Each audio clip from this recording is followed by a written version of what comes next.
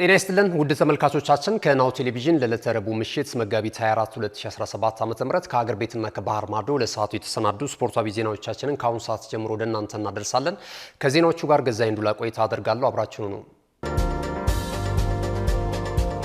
ወደ ቀዳሚው የሀገር ቤት ስፖርታዊ ዜናችን ስናልፍ ከሀገራት ጨዋታዎች መልስ ወደ ውድድር የተመለሰው የኢትዮጵያ ፕሪሚየር ሊግን ዜናችንን ቀዳሚ እናደርጋለን።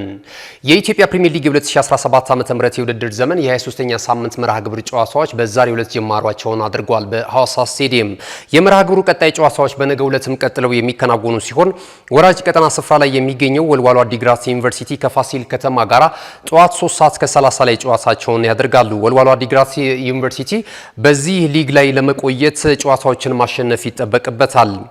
ፋሲል ከተማ በበኩሉ የተለያዩ ጨዋታዎችን ያሸንፋል ተብሎ ቅድመ ግምት እየተሰጠው ቢገኝም ነገር ግን ባቻ ውጤት ጨዋታዎችን እያጠናቀቀ የሊጉ የዋንጫ ፉክክር ውስጥ ሳይገኝ መቅረቱ ደጋፊዎችን እያስደሰተ አይገኝም። ሁለቱ ቡድኖች ነገ ጠዋት 3:30 ላይ የሚያደርጉትም ጨዋታ ይጠበቃል። ቀን 9 ሰዓት ላይ ወላይታ ዲቻ ከመቀሌ ሰባ እንደርታ ጋር ሌላኛው ጨዋታቸውን የሚያከናውኑ ሲሆን አመሻሽ 12 ሰዓት ላይ ደግሞ ሐዋሳ ከተማ ከሊጉ መሪ ክለብ ኢትዮጵያ መድን ጋራ ፍልሚያቸውን የሚያከናውኑ ይሆናል።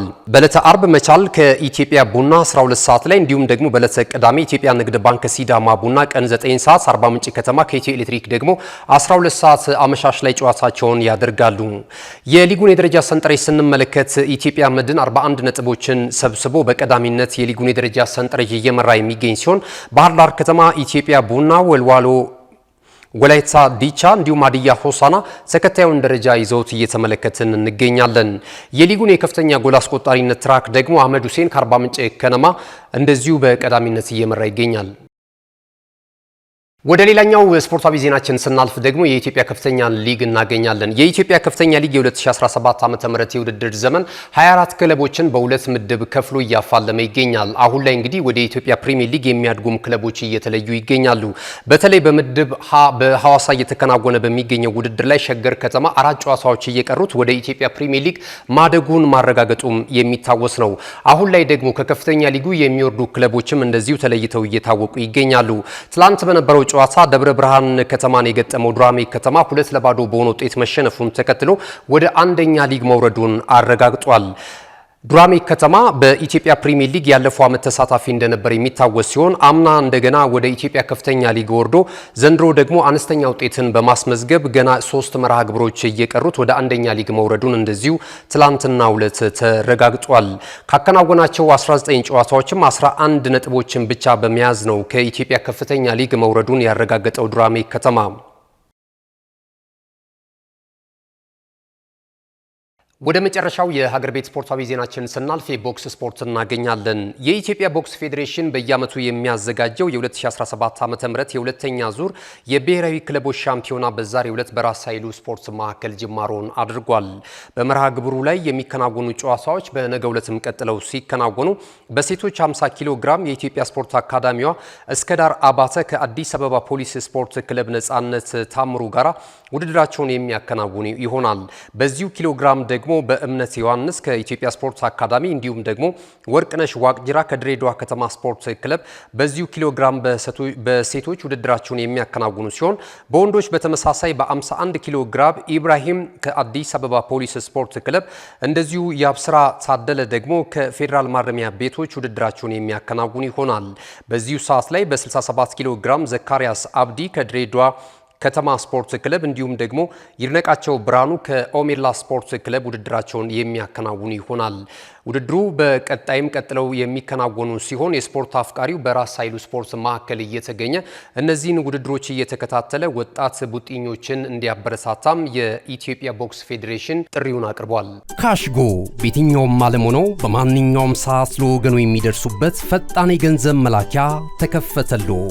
ማስተርና ቪዛ ካርዶን በመጠቀም ከ5 እስከ 20 ዶላር የሚልኩበት አዲስ የገንዘብ መላኪያ መንገድ። ካሽጎን ለየት የሚያደርገው የትኛውም የገንዘብ ዝውውር በፍጥነት አገልግሎት ከመስጠቱም ባሻገር ለማንኛውም አገልግሎት ምንም አይነት ክፍያ አለመጠየቁ ነው።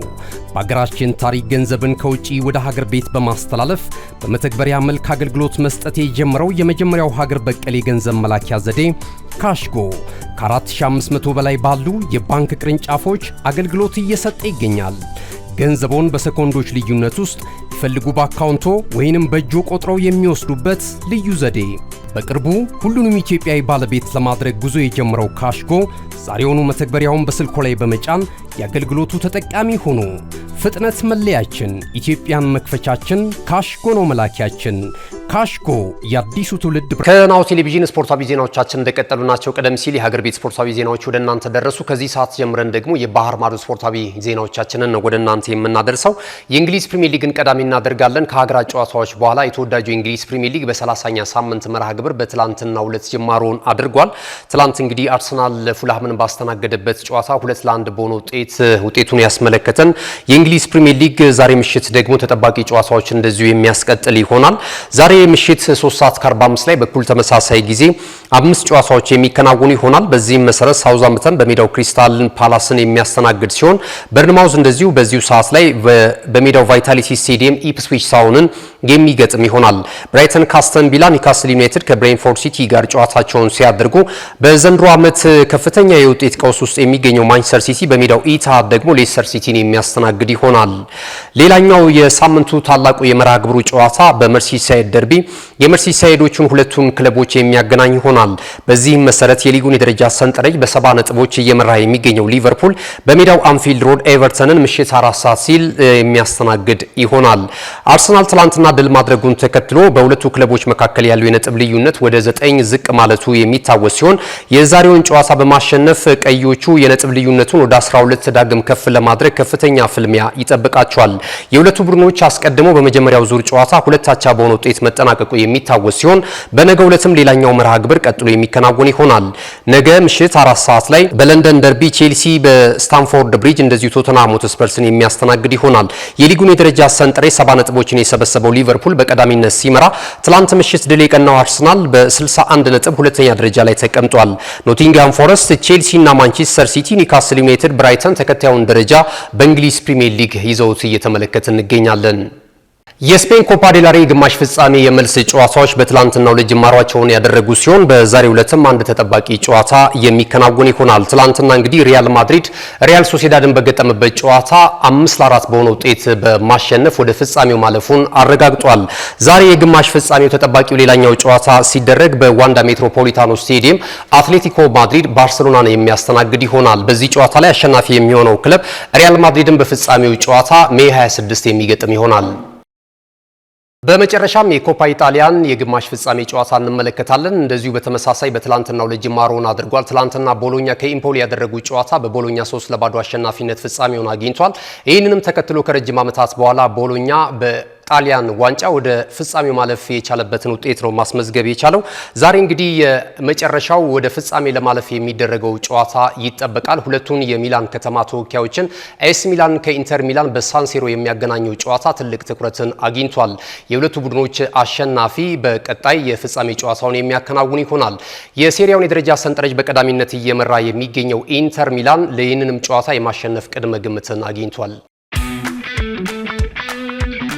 እነሆ የምስራች! የ10 አየር መንገድ የበረራ ትኬት ለውድ ደንበኞቹ በተቀላጠፈና አስተማማኝ በሆነ መንገድ እያቀረበ ያለው።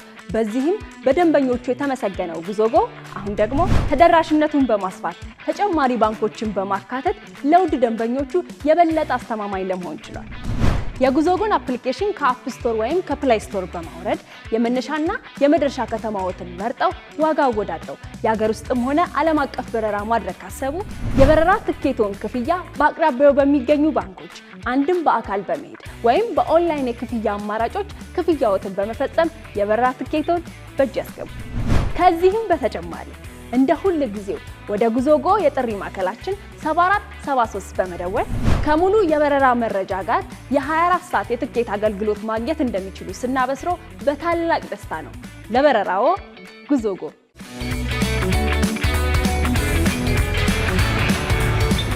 ክቡራትና ክቡራን ተመልካቾቻችን ከናሁ ቴሌቪዥን ለዕለተ ረቡዕ ምሽት መጋቢት 24 2017 ዓ.ም ከሀገር ቤትና ከባህር ማዶ ያሰናዳናቸው ስፖርታዊ ዜናዎቻችን ይህን ይመስሉ ነበረ። ከዜናዎቹ ጋር ገዛኸኝ ዱላ ቆይታ አድርጌያለሁ። ቀሪ ናሁ ቴሌቪዥን መሰናዶዎች የሚቀጥሉ ይሆናል። በያላችሁበት መልካም ጊዜ ይሁንላችሁ።